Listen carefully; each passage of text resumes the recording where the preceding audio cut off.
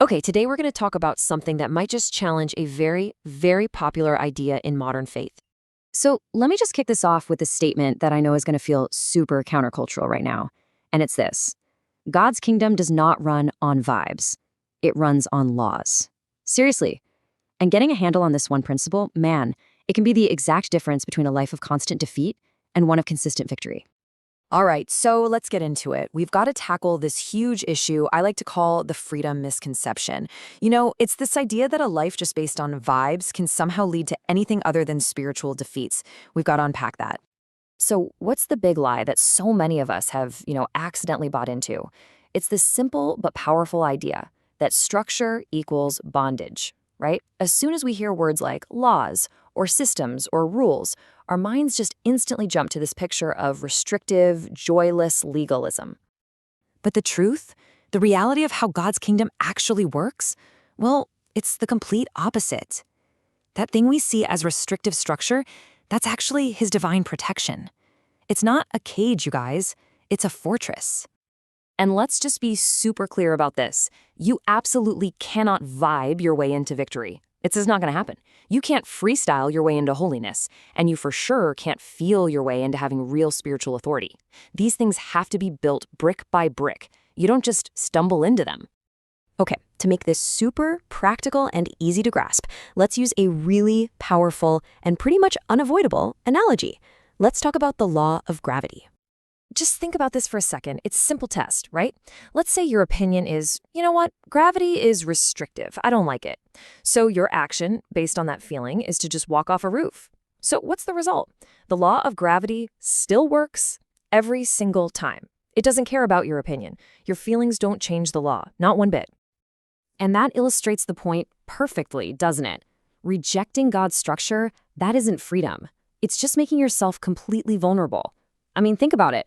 Why would the enemy need to attack you if he can just convince you to tear down your own guardrails? Once they're gone, self-destruction is pretty much inevitable. So that brings us to the two spiritual systems that are operating at all times. And this is a choice. It's laid out for us so clearly right there in Romans chapter 8. Okay, let's break down these two spiritual operating systems, if you will.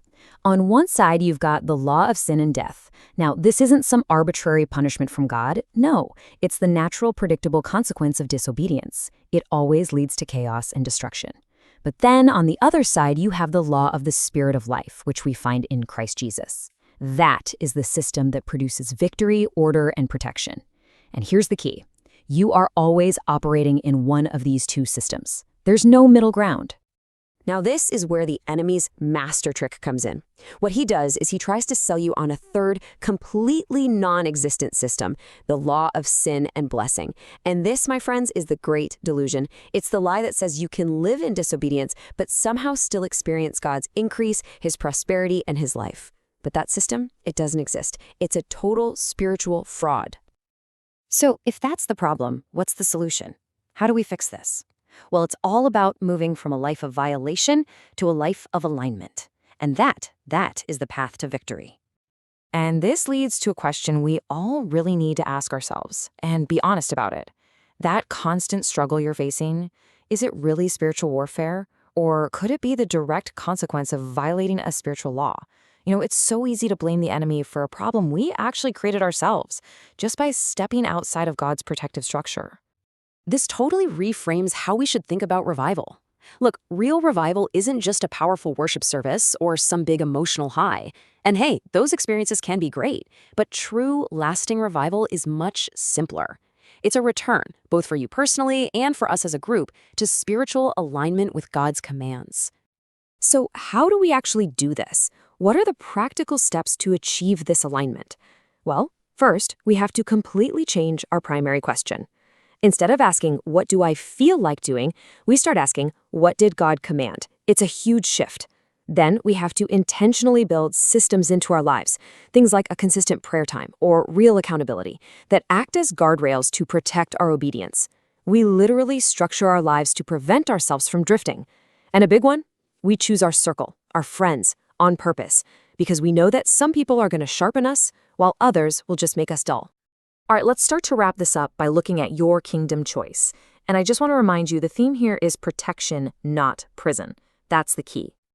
Look, if you only remember one thing from this entire explainer, I want it to be this. God's laws are not your enemy. They are not there to restrict you or to ruin your fun.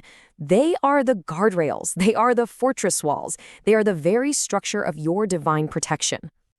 So at the end of the day, the choice is yours. You can keep chasing vibes, going wherever your feelings take you, or you can start honoring laws. Because in God's kingdom, it's alignment, not your feelings, that truly unlocks life, victory, and real freedom.